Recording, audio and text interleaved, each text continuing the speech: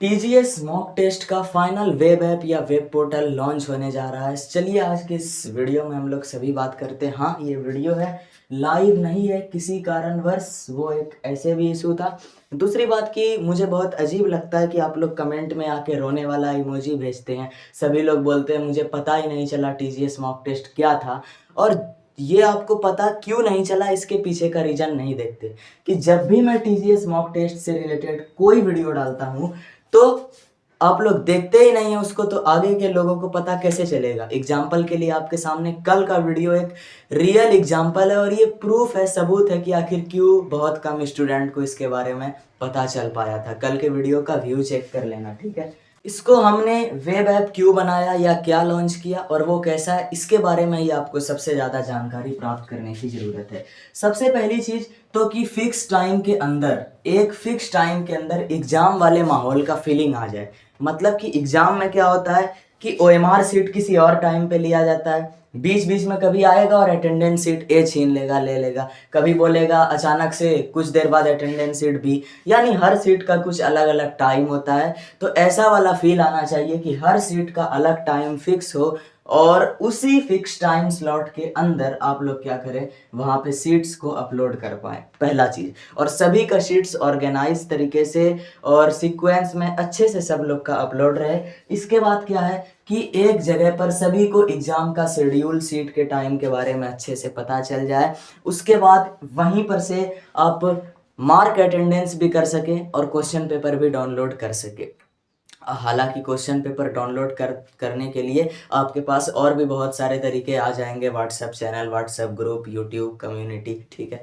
लेकिन ऐप में basically upload को ऑर्गेनाइज करने के लिए बनाया गया है, ठीक है, बाकी कोई उद्देश्य नहीं है। दूसरी बात, इस ऐप के लिए जो हम लोग बात करें कि इस ऐप में आप लोग लॉगिन किस तरीके से कर पाएंगे, तो वो सिस्टम जो है वो है, सबसे पहले तो गूगल अकाउंट सिलेक्ट करने के बाद आपके सामने आएगा वेरिफिकेशन। अब वेरिफिकेशन में क्या होगा कि आज ही जब मैं ये वीडियो रिकॉर्ड कर रहा हूँ, जब आप ये वीडियो देख रहे हैं, उसके कुछ समय बाद आपके टीजीएस मॉक एग्जाम वाले ग्रुप में सभी स्टूडेंट का एडमिट कार्ड रिलीज होगा और उस एडमिट कार्ड के अंदर जो डिटेल्स होंगी उसको आपको करना पड़ेगा वेरिफिकेशन।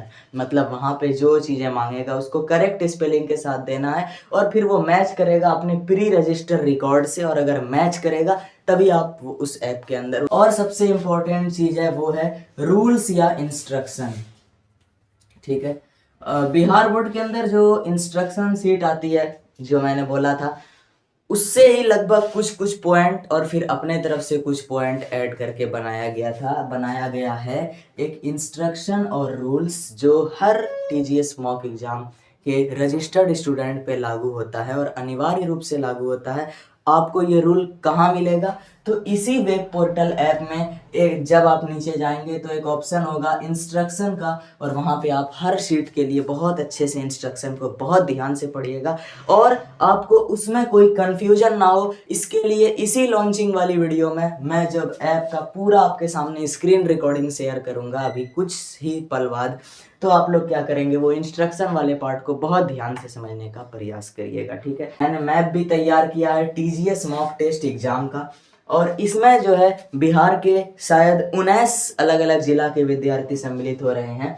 तो इनमें से अधिकतर वो जिले हैं जो रैंक प्रोड्यूसर हैं। आप देख सकते हैं कि यहाँ पे नवादा हो गया, ठीक है, शेखपुरा हो गया जिसमें से रैंक 1 आया था, ठीक है, भागलपुर और पूर्णिया जिसमें पिछले साल रैंक 1 आया था, पश्चिम चंपारण, पूर्वी चंपारण रैंकर, ठीक है, यहाँ पे आरा, पटना, वैशाली, मुजफ्फरपुर, दरभंगा, मधुबनी, समस्तीपुर, सिवान और लखीसराय, बेगूसराय, गया, ये सब जिला है।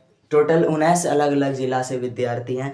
तो आप लोगों को क्या करना है, सभी लोग को जो इंस्ट्रक्शन या रूल ऐप में मिलेगा उसको ध्यान से खुद से भी पढ़ना और इस वीडियो को भी ध्यान से देखना है। इसका जो लिंक है कहाँ जाने वाला है, इसका लिंक जाने वाला है आपके जो टीजीएस मॉक एग्जाम या टीजीएस मॉक टेस्ट का व्हाट्सएप ग्रुप ऑफिशियल है, उसमें उसमें आपको इसका लिंक मिलेगा। और दूसरी बात, जो एडमिट कार्ड जारी होगा उसमें आपको स्कैनर मिलेगा, उस स्कैनर में भी वही लिंक है जो लिंक भेजा जाएगा। तो दोनों मेथड मैंने बता दिया। अब आप लोग बोल रहे होंगे कि जो रजिस्टर्ड नहीं किए उन्हें लिंक नहीं मिलेगा क्या? तो अगर आपको लिंक भी मिलेगा तो इसमें प्री रजिस्टर रिकॉर्ड से मैच ना होने के कारण लॉगिन नहीं हो पाएगा। तो आपके लिए क्या है कि आप लोग यूट्यूब व्हाट्सएप चैनल से कनेक्ट हो जाइए। उस पर जब क्वेश्चन पेपर मैंने बोल दिया सभी के लिए जाएगा, तो यूट्यूब पोस्ट भी होगा, तो आप लोगों को बस क्वेश्चन पेपर लेके प्रैक्टिस करना है। और मेरी एक रिक्वेस्ट आप लोग से रहेगी कि आज की इस वीडियो में कम से कम देखिए, आउटर लोग बहुत कम सपोर्ट करेंगे। आपको पता है टीजीएस मॉक टेस्ट के रिगार्डिंग की वीडियो में कभी सपोर्ट उस लेवल का नहीं मिला। तो अभी तक जो भी ऐसे लोग इस वीडियो को अभी तक देख रहे हैं जो रजिस्टर्ड भी हैं या रजिस्टर्ड नहीं भी हैं, फिर भी सपोर्ट करते हैं इस टीजीएस मॉक टेस्ट को कि हाँ ये बहुत ही रिवॉल्यूशन लेवल का चीज़ है, तो आपको सिर्फ इस वीडियो में, आज की इस वीडियो में जितना बार और जितना ज़्यादा हो सके उतना कमेंट करना है। जितना ज़्यादा हो सके मतलब कि हर, जैसे मैं अभी स्क्रीन रिकॉर्डिंग आपके सामने लाऊंगा तो हर पॉइंट पर आपको जो कुछ भी भावना व्यक्त करना है वो टाइमर के साथ कमेंट कर सकते हैं। और भी जितना कमेंट कर सकते हैं आप लोग आज भर दीजिएगा, सपोर्ट की ज़रूरत है। टीजीएस मॉक टेस्ट पोर्टल, तसारिफ GS mock test exam portal, web app portal जो है, इसको किस तरह से यूज करना है, इसके एक एक फंक्शन का जो फाइनल वर्जन है उसके एक एक वर्क को डिटेल में समझेंगे। सबसे पहले जैसे ही आप लॉगिन करेंगे आपके सामने आएगा साइन इन विथ गूगल का ऑप्शन। इस पर क्लिक करने के बाद आपके डिवाइस के अंदर जितने भी अकाउंट है उसकी लिस्ट आएगी और आपको किस अकाउंट से साइन इन करना है वो चूज़ करना है। तो जैसे मैं एक अकाउंट यहाँ पर चूज़ करता हूँ, एक सेकंड। और जैसे ही आप अकाउंट पे क्लिक करेंगे थोड़ा सा आपको वेट करना है और कुछ मिनट के अंदर ये आपका साइन इन हो जाएगा और यहाँ आपको आएगा वन टाइम स्टूडेंट वेरिफिकेशन। ये एक ऐसा प्रक्रिया है जो कनेक्ट करेगा आपके गूगल अकाउंट को टीजीएस आईडी से। मतलब ये आपको यहाँ पर अपना एडमिट कार्ड में जो डिटेल है उसके एक एक अक्षर को डिट्टो एडमिट कार्ड के अकॉर्डिंग यहाँ पे फिल करना है। और जब आप फिल करेंगे उसमें एक स्पेलिंग भी मिस्टेक हुआ तो ये एरर शो कर देता है।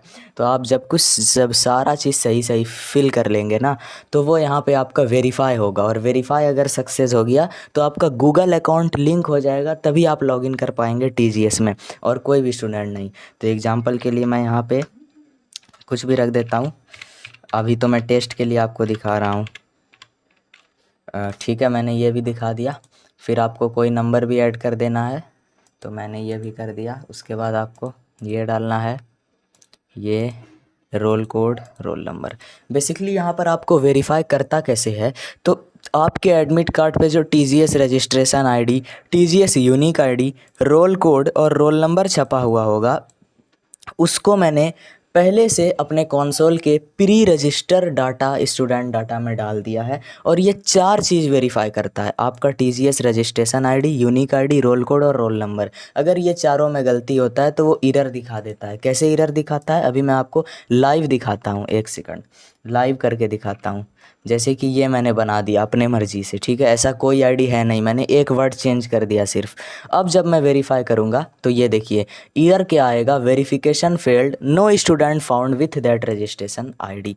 तो अब आपको क्या करता हूँ मैं यहाँ पे फिर इसको सही करता हूँ और फिर कोई और जगह गलती करता हूँ। जैसे कि यूनिक आईडी है तो यूनिक आईडी में मैंने एक वर्ड गलत कर दिया, तो फिर से सेम एरर आ गया, the detail do not match our pre registered record. तो आपको जब तक आप सारा चीज़ एक एक स्पेलिंग जब मैंने सही सही डाला और सही डालने के बाद जब देखिए मैं वेरीफाई एंड प्रोसीड पे क्लिक करता हूँ तो ये सक्सेस हो चुका है। और अब देखिए क्या होगा, आप होम स्क्रीन पर आ जाएंगे।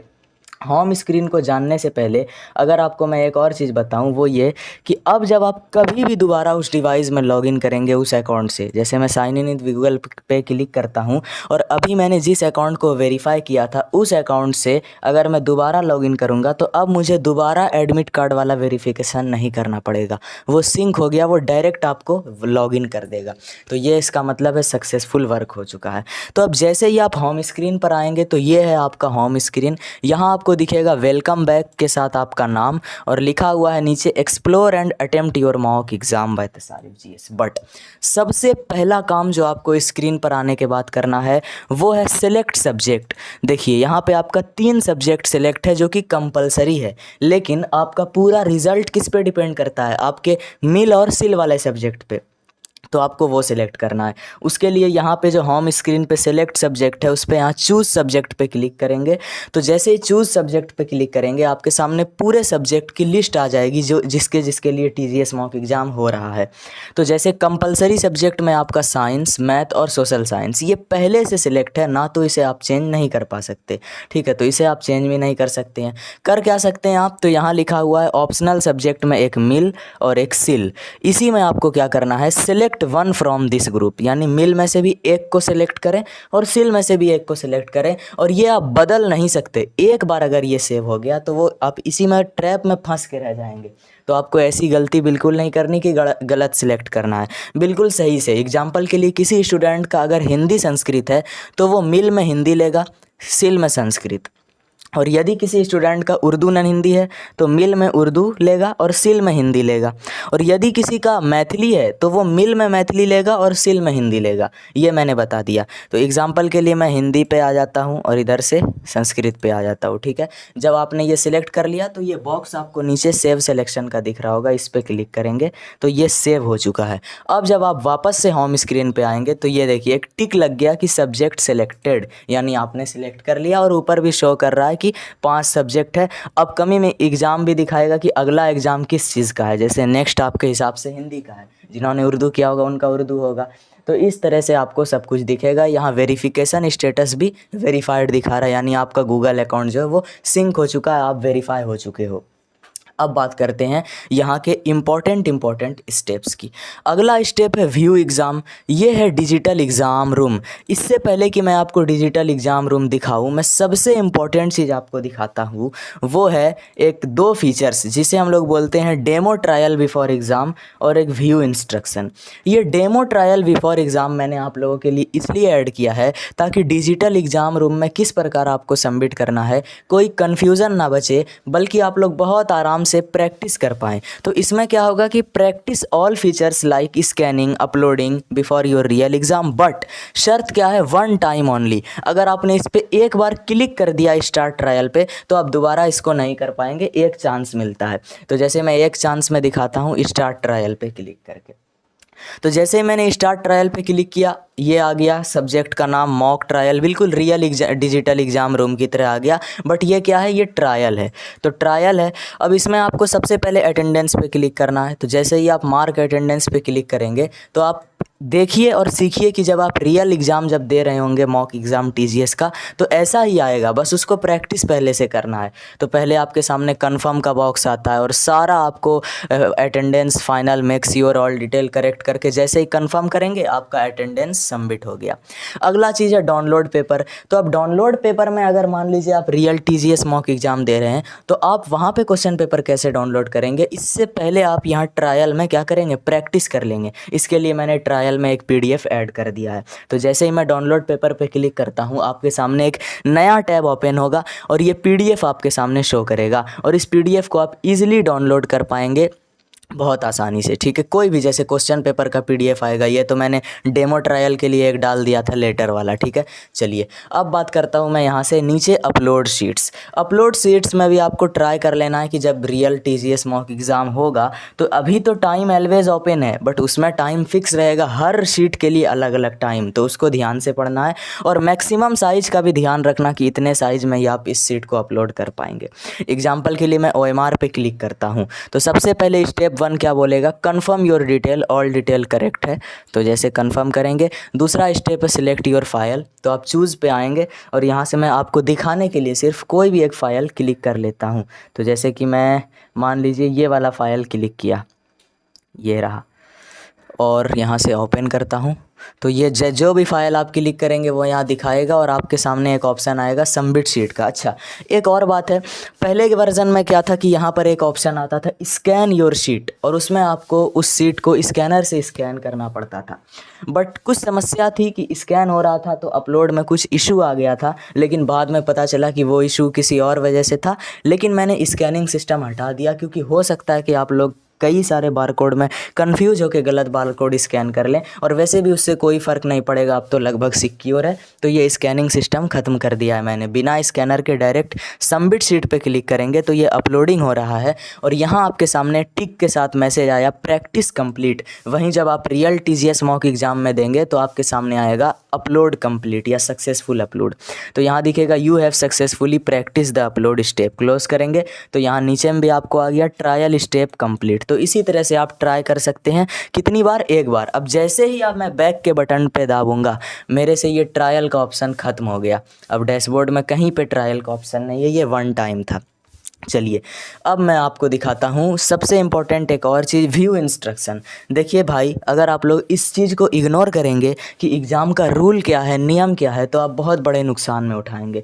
सभी विद्यार्थियों से जो इस वीडियो को देख रहे हैं, मेरा हार्दिक सभी लोगों को शुभकामनाएं एग्ज़ाम के लिए। लेकिन ये निवेदन मैं आप सभी से कर रहा हूँ कि प्लीज़ एक बार इंस्ट्रक्शन को ज़रूर आप लोग पढ़ लीजिए। तो मैं जैसे यहाँ पे रीड इंस्ट्रक्शन पे क्लिक करता हूँ तो यहाँ पे देखिए क्या बोला है, please read all instruction carefully, और नीचे भी लिखा है इम्पॉर्टेंट रूल। तो इन चीज़ों को आपको ज़रूर पढ़ना है। जैसे कि अभी कुछ इंस्ट्रक्शन मैंने डाले नहीं हैं, जैसे अटेंडेंस के लिए शायद जल्द ही डाल दिया जाए, कैमरा के लिए भी अभी नहीं आया है।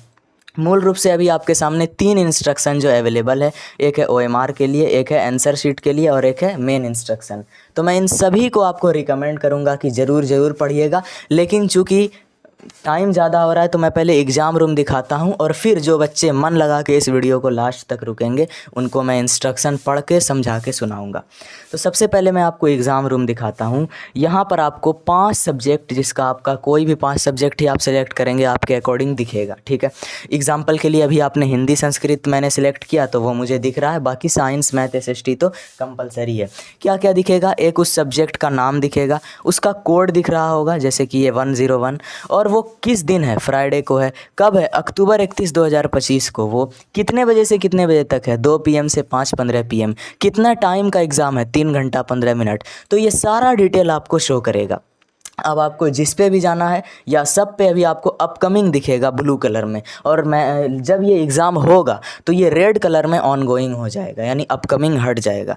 तो अब जैसे मैं इंटर एग्ज़ाम रूम पे क्लिक करता हूँ तो अभी सारे ऑप्शन डिसेबल हैं। यहाँ पे देखिए अटेंडेंस का जो ऑप्शन है इसमें लिखा है you can mark your attendance any time during the exam, यानी ये एग्ज़ाम में ही ओपन होगा। क्वेश्चन पेपर का बटन लॉक है, इसे ये ओपन नहीं होगा, क्यों? यहाँ पे लिखा है paper will unlock when the exam begins, यानी जब एग्ज़ाम शुरू होगा तब पेपर अनलॉक होगा। ऊपर में आपको एक टाइमर दिख रहा होगा कि कितना दिन आपके एग्ज़ाम में बाकी है। जिस वक्त मैं ये वीडियो रिकॉर्ड कर रहा हूँ उस वक्त इस सब्जेक्ट के एग्ज़ाम होने में 15 दिन 12 घंटे 44 मिनट 15 सेकंड का समय बाकी है, ठीक है। और ऊपर आपके सब्जेक्ट का नाम और उसका कोड भी दिख रहा होगा।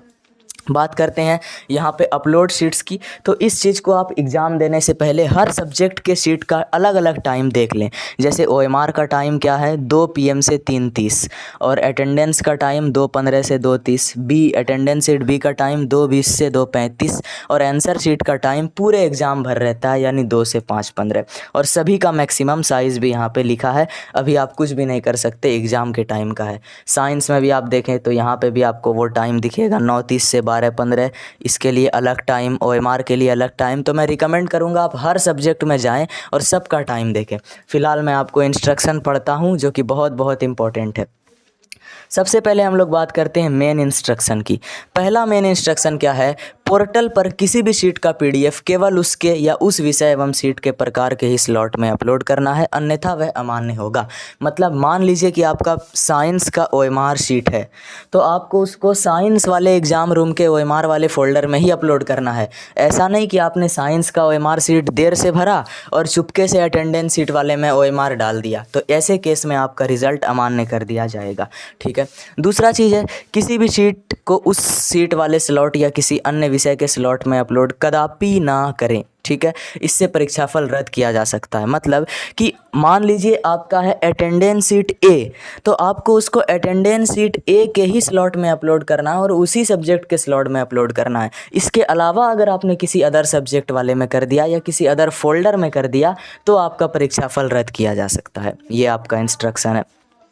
अगला इंस्ट्रक्शन तीसरा आपको दिया गया है, किसी भी शीट का पीडीएफ में उस शीट का प्रत्येक पृष्ठ यानी कवर पेज से अंतिम तक सही क्रम में होना अनिवार्य है।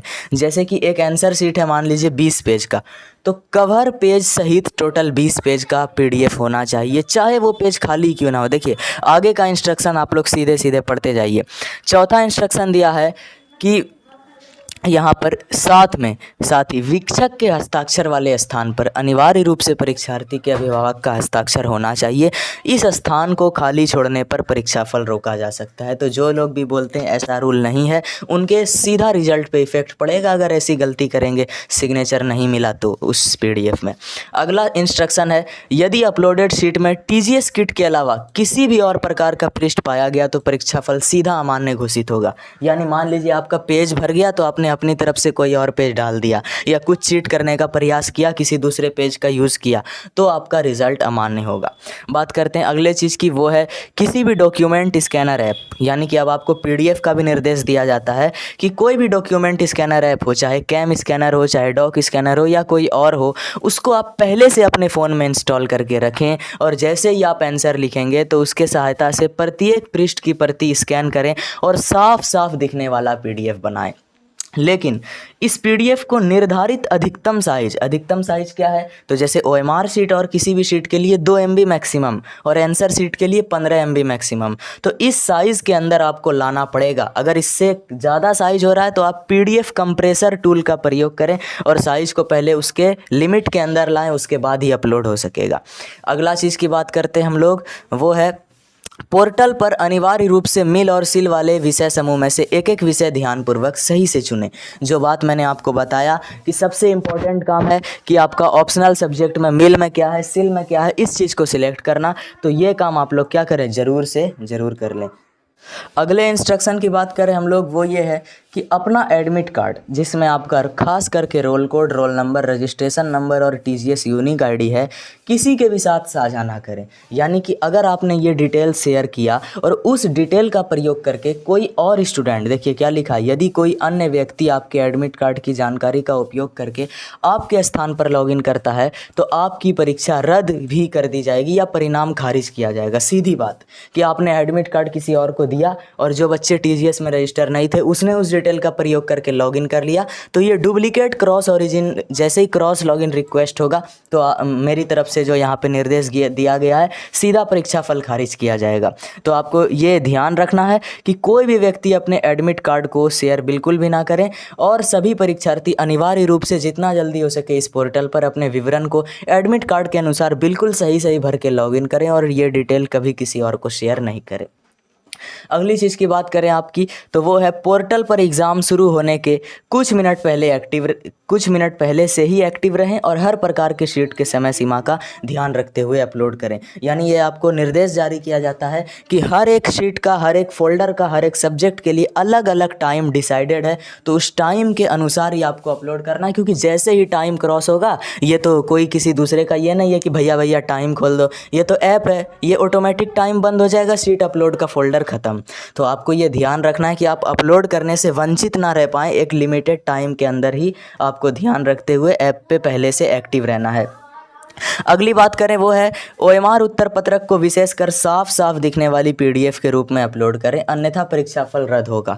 मतलब ओएमआर शीट जैसा सेंसिटिव डॉक्यूमेंट जिसे कि संभवतः स्कैन करके आपका रिजल्ट आएगा, उसको बिल्कुल ही क्लियर क्वालिटी में अपलोड करना है और संभव हो सके तो आपको हर बबल को भी अच्छे से दिखाना है। अगली चीज़ की बात करें तो वो ये है, हर दिन जिस विषय की परीक्षा है उसके डिजिटल एग्ज़ाम रूम में पोर्टल पर निर्धारित समय पर मार्क अटेंडेंस वाले बॉक्स पर क्लिक करना अनिवार्य है। यानी कि अगर आपने सब कुछ किया लेकिन उस एग्जाम रूम में जो मार्क अटेंडेंस का ऑप्शन अभी मैंने आपको बताया उसी पे क्लिक नहीं किया तो आपका सब बर्बाद हो जाएगा। तो मार्क अटेंडेंस पे ज़रूर क्लिक कर देना है। अगली चीज़ जो है वो ये है, निर्धारित तिथि एवं समय के अंदर उस विषय के डिजिटल मॉक एग्जाम रूम में डाउनलोड पेपर वाले बॉक्स पर क्लिक करके प्रश्न पत्र का PDF अवश्य डाउनलोड कर लें।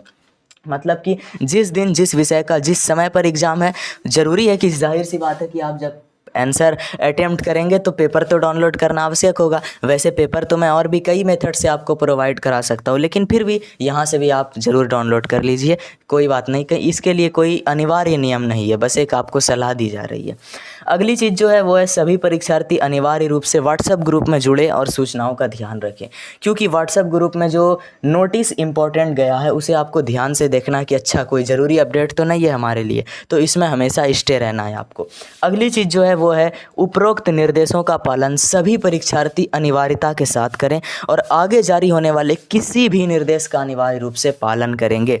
यानी ये निर्देश तो मैंने अभी अपडेट किया, हो सकता है आगे कुछ और स्पेशल इंस्ट्रक्शन आएगा, तो हर तरीके से जो जारी हो चुका उसका भी और जो आगे जारी होगा उसका भी आपको अनिवार्यता से पालन करना है। और किसी भी तरह के कदाचार गतिविधि, यानी अगर आपने बिल्कुल कोई स्टूडेंट ऐसा है जो बिल्कुल अनुशासनहीनता करता है, यानी कि रूल को नहीं मानता, बोलता है अरे इसमें कौन सा रील होगा, टीजीएस में कोई रूल नहीं, तो ऐसी अनुशासनहीनता और कदाचार गतिविधि मानते हुए परीक्षा फल सीधा रद्द किया जाएगा, कोई समझौता नहीं, क्योंकि ये बहुत ही सीरियस चीज़ हो रहा है, कोई ये मजाक का बात नहीं है ये मॉक टेस्ट, ठीक है, ये मैंने बता दिया। चलिए अब बात करते हैं आंसर बुकलेट के इंस्ट्रक्शन की। आंसर बुकलेट का जो इंस्ट्रक्शन दिया है उत्तर पुस्तिका का वो ये है कि अपने उत्तर पुस्तिका में मुद्रित विवरण, यानी जो प्रिंटेड डिटेल्स है, आपका नाम वगैरह, रोल नंबर, सारा डिटेल, वो अपने प्रवेश पत्र यानी एडमिट कार्ड से मिलान करके ये अवश्य सुनिश्चित कर लें कि उत्तर पुस्तिका आप ही की है, यानी वो आंसर शीट सच में आपकी है, वो तो अब तक आपको पता चल ही गया होगा, वही बात है।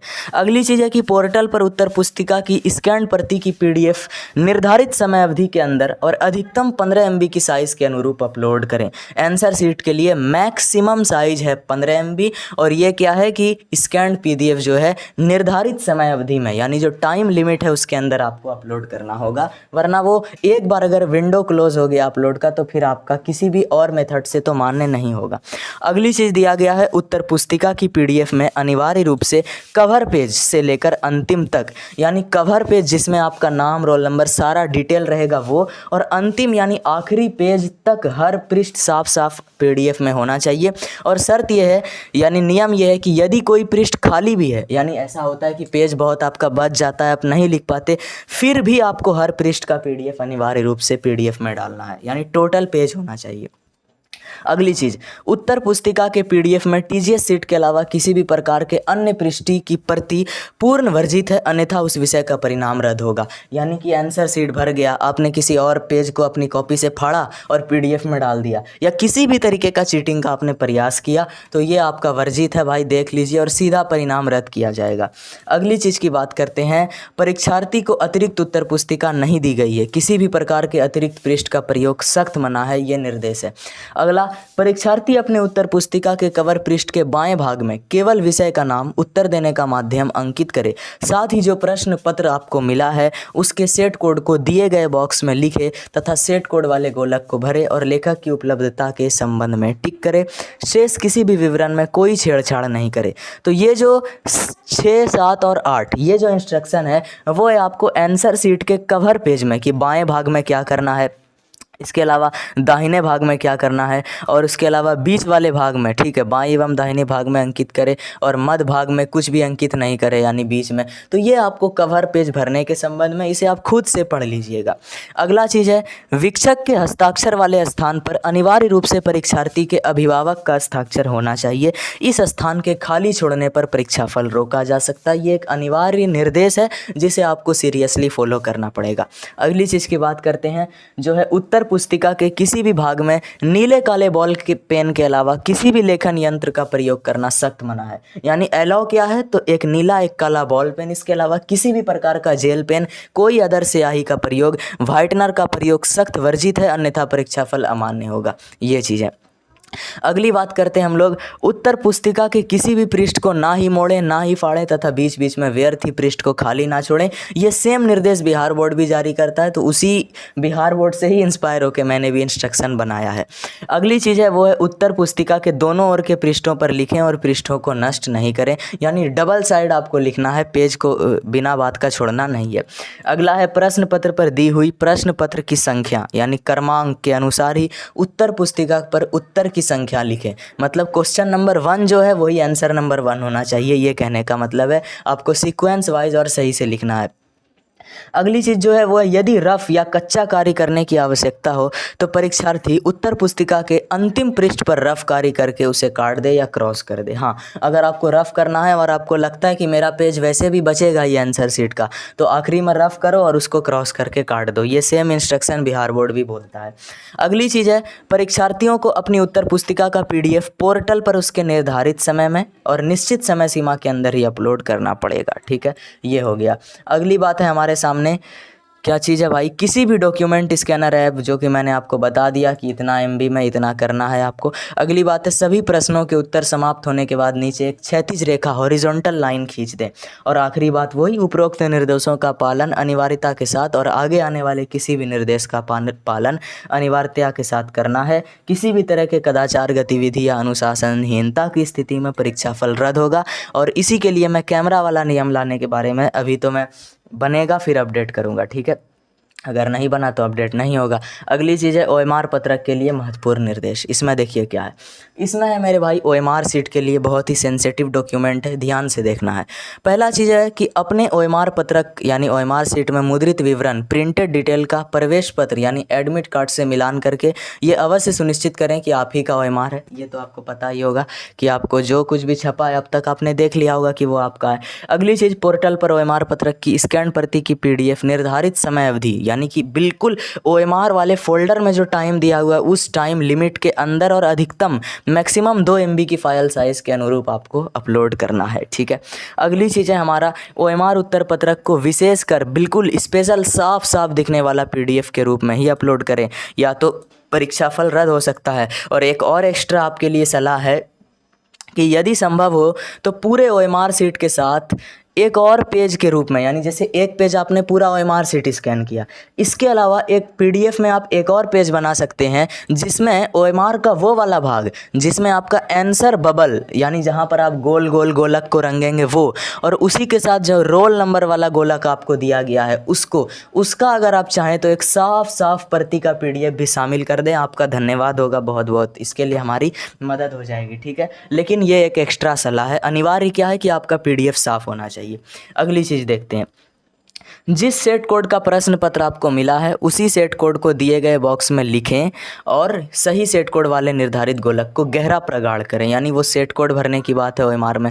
अगला चीज़ हमारा क्या है कि OMR पत्रक पर प्रश्न पत्र क्रमांक भी निश्चित स्थान पे साफ साफ लिखना है और अपने प्रवेश पत्र के अनुसार ही परीक्षा केंद्र का नाम और कोड लिखें, यानी जो एडमिट कार्ड में आपका सेंटर नेम दिया गया होगा शायद सेल्फ होम, वो लिखना है और उसका कोड। ठीक है, अगली चीज़, OMR पत्रक में यानी OMR सीट में जो ये वाला इंस्ट्रक्शन बहुत MVVI है, इंस्ट्रक्शन नंबर 6, वो ये है कि जहाँ पर उत्तर का गोलक है यानी आंसर का बबल है, गोल गोल करते हैं, उसके स्थान पर एक और चीज़ आपको देखने को मिलता है, रोल नंबर का बॉक्स। तो उस बॉक्स में आपको अपना रोल नंबर वही भरना है जो आपकी एडमिट कार्ड और OMR सीट पे छप गया है, मुद्रित है, उसके अनुसार बिल्कुल सही सही भरना है। और जो रोल नंबर के सामने गोलक बना हुआ है उसको अनिवार्य रूप से गोल करके प्रगाढ़ करना है, सबसे कंपलसरी और इम्पॉर्टेंट स्टेप। अगर आपने इस स्टेप को मिस किया या इस भाग में रोल नंबर नहीं भरा तो उस विषय का परिणाम रद्द हो सकता है, सबसे इम्पोर्टेंट। अगली चीज़ की बात करते हैं हम लोग, वो है शिक्षक के हस्ताक्षर वाले स्थान पर अनिवार्य रूप से परीक्षार्थी के अभिभावक का हस्ताक्षर होना चाहिए, वो भी OMR में हर सीट में यही नियम है। अगली चीज़, परीक्षार्थी के हस्ताक्षर वाले निर्धारित बॉक्स में परीक्षार्थी भी अपना हस्ताक्षर साफ साफ करें। हाँ, और उपरोक्त निर्देशों के अलावा किसी भी मुद्रित विवरण के साथ कोई छेड़छाड़ नहीं करें। अगली चीज़ है, OMR पत्रक के PDF में केवल TGS OMR सीट के अलावा किसी भी प्रकार की अन्य पृष्ठि पूर्ण वर्जित है, अन्यथा उस विषय का परिणाम रद्द हो सकता है। अगली चीज़ है, OMR के किसी भी भाग में नीले काले बॉल पेन के अलावा किसी भी लेखन यंत्र का प्रयोग वर्जित है, चाहे व्हाइटनर हो, चाहे कोई द्रव्य हो, स्याही हो, नाखून, ब्लेड, इरेजर, पेजर का प्रयोग पूर्ण वर्जित है, अन्यथा परीक्षाफल रद्द। अगली चीज़ है, OMR पत्रक को ना ही मोड़ें ना ही फाड़ें तथा उस पर जहाँ तहाँ निशान यानी चिन्ह भी नहीं लगाएं, क्योंकि ये बहुत इंपॉर्टेंट चीज़ है। अगली चीज़ है, परीक्षार्थियों को अपनी OMR शीट का PDF पोर्टल पर उसके निर्धारित समय यानी फिक्स टाइम और निश्चित जो साइज है समय सीमा उस पर अपलोड करें। और फिर वही डॉक्यूमेंट स्कैनर का ऐप निर्देश का पालन करना है। उपरोक्त निर्देशों का पालन नहीं किए जाने की स्थिति में OMR उत्तर पत्रक का मूल्यांकन यदि नहीं हो सकेगा तो परीक्षाफल लंबित या रद्द कर दिया जाएगा और परीक्षार्थी ही पूर्ण जिम्मेदार होगा। तो ये मैंने सारा इंस्ट्रक्शन आपके लिए इतनी लंबी वीडियो में बता दिया है, और जो अपडेट होगा आप लोग खुद भी पढ़ सकते हैं। कुल मिला के ये है आपका TGS मॉक टेस्ट का डैशबोर्ड, उसका पोर्टल। ठीक है, इस तरह से आप लोग इसे एक्सप्लोर कर सकते हैं। धन्यवाद।